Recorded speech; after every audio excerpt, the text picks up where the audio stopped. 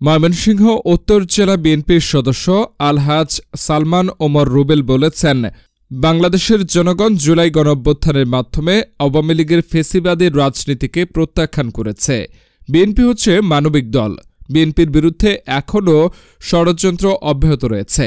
এছাড়া দেশে গণতন্ত্র ফিরিয়ে আনতে সবাইকে ঐক্যবদ্ধ থাকার আহ্বান জানিয়েছেন তিনি। সোমবার বিকেলে হালুয়াঘাট উপজেলার ধারাবাজার মেঘ শিমুল অ্যাগ্রো ফিশারিজ চত্বরে বিএনপির প্রতিষ্ঠাতা শহীদ রাষ্ট্রপতি জিয়াউর রহমানের আত্মার মাগফিরাত, বেগম খালেদা জিয়ার রোগ মুক্তি ও ভারপ্রাপ্ত চেয়ারম্যান তারেক রহমানের সুস্থতা কামনায় দোয়া ও ইফতার মাহফিল এবং উপজেলার দলীয় নেতাকর্মীদের মাঝে ঈদ উপহার বিতরণকালে প্রধান অতিথির বক্তব্যে তিনি এসব কথা বলেন। এর আগে সকালে উপজেলা ও পৌর বিএনপির উদ্যোগে ইমামদের মাঝে ঈদ উপহার বিতরণ করা হয়।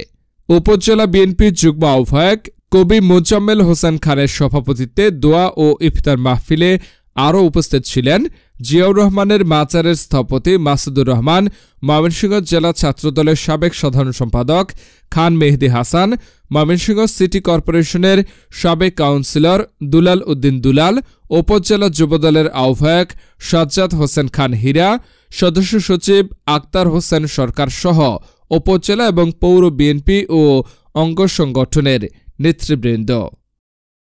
তারেক জিয়া ভারপ্রাপ্ত চেয়ারম্যান হিসেবে এই হালুয়াঘাট দেয় সর্বপ্রথম ওই প্রকল্পটি বাস্তবায়ন করে থাকে ধানের শীষের। আমরা ইতিমধ্যে হালুয়াঘাট এবং ধুবড়া 19টি ইউনিয়ন এবং একটি পৌরসভায় বাংলাদেশ জাতীয় দলের পক্ষ হতে দলীয় নেতাকর্মীদের মাঝে ঈদ সামগ্রী বিতরণ করেছি। আজকে আমরা এখানে দলের নেতাকর্মীদেরকে নিয়ে যে আয়োজন করেছি, এটা আমরা গত বছরও করেছিলাম, আজকে দ্বিতীয় বছর করছি। গত বছর আপনাদের যে আন্দোলন সংগ্রামের মুখে যে আওয়ামী লীগ স্বৈরাচারী সরকারের আপনারা ভয় করেন নাই, ভয়কে উপেক্ষা করে আপনারা রাজপথে ছিলেন। আপনাদেরকে সম্মান জানানোর জন্য, আপনাদেরকে সম্মান দেখানোর জন্য এই আয়োজন করা হয়েছে।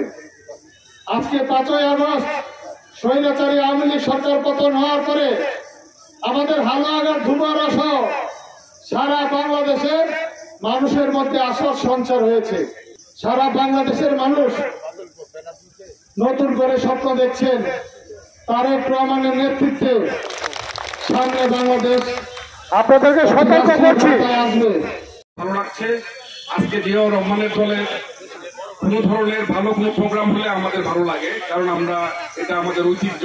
এই দলটি আমাদের ভালোবাসার দল।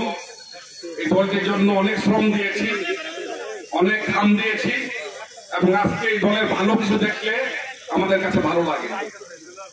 আমাদের এই দলের পিছনে অনেক ইতিহাস আছে, পায়ে পায়ে করে আজকে এই দলটিকে করা হয়েছে।